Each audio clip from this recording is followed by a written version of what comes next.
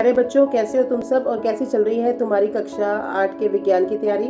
आज की जो वीडियो है इसको आप ज़रूर ध्यान से देख लेना, चाहो तो उसे उतार लेना। यहाँ पर मैं आपकी पूरी किताब के लघु प्रश्न उत्तर लेकर आई हूँ जो मुझे इम्पोर्टेंट लग रहे हैं। तो चलिए मेरे साथ इसे बहुत अच्छी तरह से समझेंगे। पहला प्रश्न है कि मानव के जो कान होते हैं उनके दो भाग लिखने आ सकते हैं, उनके कार्य भी लिखने आ सकते हैं। तो आप एक तो लिखेंगे बाह्य कान और दूसरा लिखेंगे ईयर ड्रम यानी कि कर्णपटह।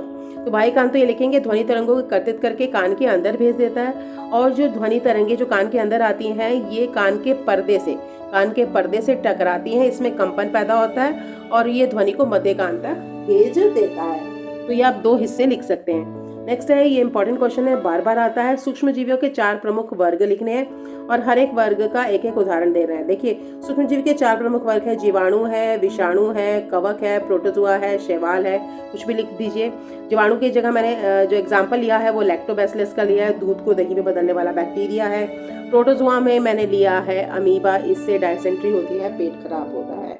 नेक्स्ट आता है, एक चित्र दिए होंगे, आपको उनको जीवों के नाम बताने। ये क्या है? ये है आपका स्पायरोगायरा, ठीक है, स्पायरोगायरा। और ये क्या है?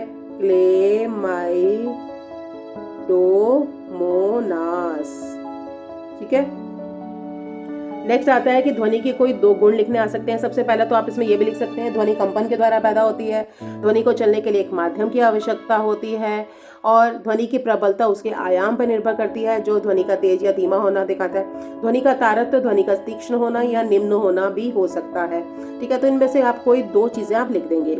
नेक्स्ट है, आंखों की उन कोशिकाओं के नाम बताने हैं जो कि तेज रोशनी के लिए सुधारी होती है। अब तेज रोशनी के लिए कौन होती हैं? वो होती हैं कोन्स।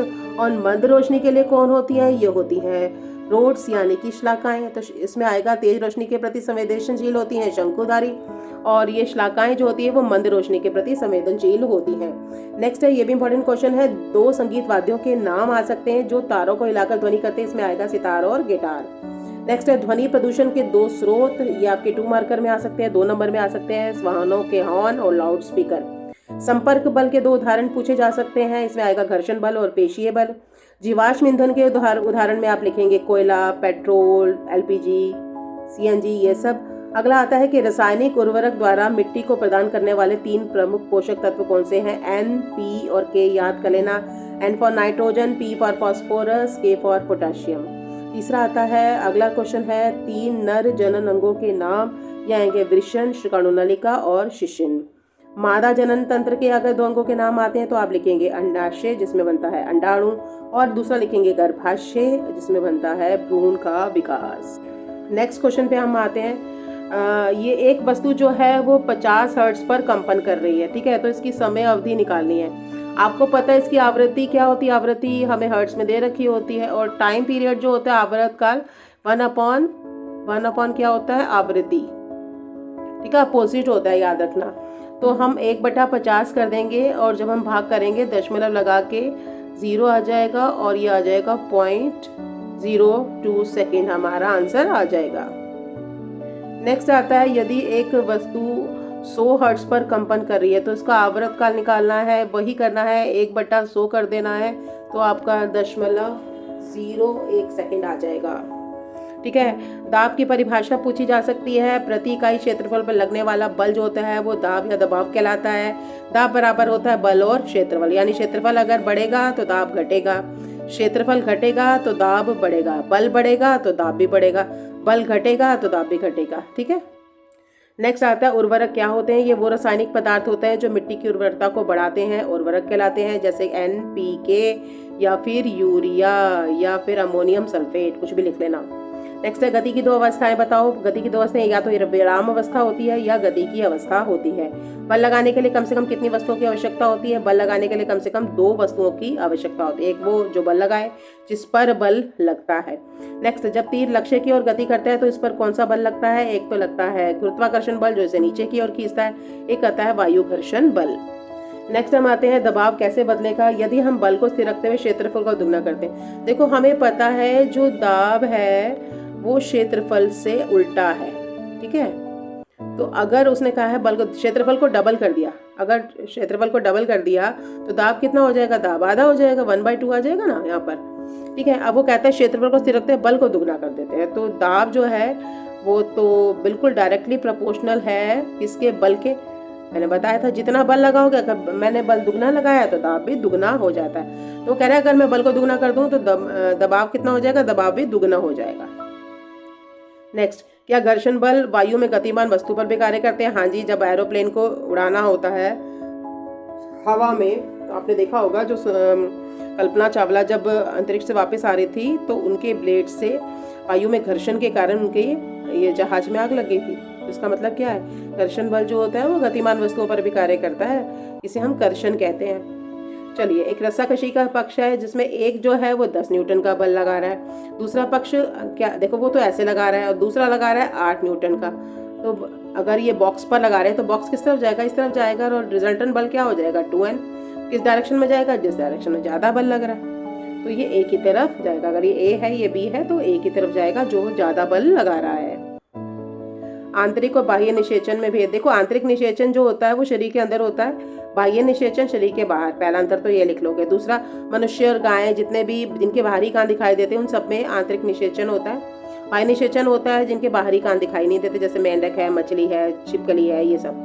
ठीक है। और इसमें होता है भ्रूण सुरक्षित रहता है क्योंकि वो गर्भ के शरीर के अंदर विकसित हो रहा होता है, इसमें सुरक्षा कम होती है। नेक्स्ट, अगला इंपॉर्टेंट क्वेश्चन है कि ध्वनि प्रदूषण को नियंत्रित करने की विधियां। ये बहुत बार आया पेपर में, तो इसमें आप लिखेंगे लाउड स्पीकर और हॉर्न का सीमित प्रयोग करो, चारों तरफ पेड़ पौधे लगाओ ताकि वो ध्वनि को एब्जॉर्ब कर लें, ध्वनि को कम करें, मशीनों में और वाहनों में साइलेंसर का प्रयोग जरूर करें। नेक्स्ट है 2 रबी फसलें, गेहूं, चना और सरसों लिख सकते हैं। ठीक है। एक और ये क्वेश्चन आएगा, जैसे आपने ये सर्किट बनाया है, अब एक जगह तो आपने रबड़ जोड़ दी है, ठीक है, और दूसरी जगह आपने क्या जोड़ दिया है, स्टील का चम्मच। मुझे बताइए बल्ब किस में जलेगा, दोनों में बल्ब लगा हुआ है, किस में जलेगा, जिसमें से बिजली प्रवाहित होती है। बिजली किस में प्रवाहित होगी, स्टील में। रबड़ तो सुचालक नहीं है ना। नेक्स्ट क्या है, यदि किसी वस्तु की आवृत्ति क्या होगी, यदि वो 1 सेकंड में 20 दोलन पूरा करती है। देखो 1 सेकंड में 20 दोलन है तो ये उसकी आवृत्ति ही होती है। आवृत्ति होती है हर सेकंड हुए दोलन, तो 1 सेकंड में 20 है तो उसकी 20 हर्ट्ज की आवृत्ति हो जाएगी। जो शिशु को जन्म देते हैं, जरायु जो अंडों से निकलते हैं, अंड प्रजक और डेडपोल का वयस्क में रूपांतरण, कायांतरण, और इसके लिए क्या चाहिए, पानी में क्या चाहिए, आयोडीन चाहिए, और इसके लिए थायराइड ग्लैंड। ठीक है। नेक्स्ट है जनन, जिसमें दोनों जनक शामिल होते हैं, यह आएगा आपका लैंगिक जनन होता है। इसमें दोनों जनक शामिल, एक जनन होता है अलैंगिक होता है, भ्रूण की अवस्था जिसमें सभी शारीरिक अंगों का निर्माण हो जाता है, ये होता है आपका गर्भ। नेक्स्ट आता है विद्युत धारा के रासायनिक प्रभाव क्या है, रासायनिक में से आएगा आपकी मात्रा। सबसे विद्युत धारा प्रवाहित होती है तो गैस के बुलबुले बनती है, धातुओं का जमा होना, विद्युत लेपन, ये किस पर होता है, 2 होते हैं इलेक्ट्रोड, एक होता है पॉजिटिव टर्मिनल, एक होता है नेगेटिव टर्मिनल। पॉजिटिव धनात्मक टर्मिनल होता है और यहाँ से प्लेट से धातु निकलती है, और नेगेटिव टर्मिनल ये ना जिसे हम कैथोड कहते हैं उस पर जमा हो जाती है। तो आपसे पूछा जा सकता है धातुओं का निक्षेपण कहाँ पर होता है, आप हमेशा लिखेंगे कैथोड पर होता है, नेगेटिव टर्मिनल।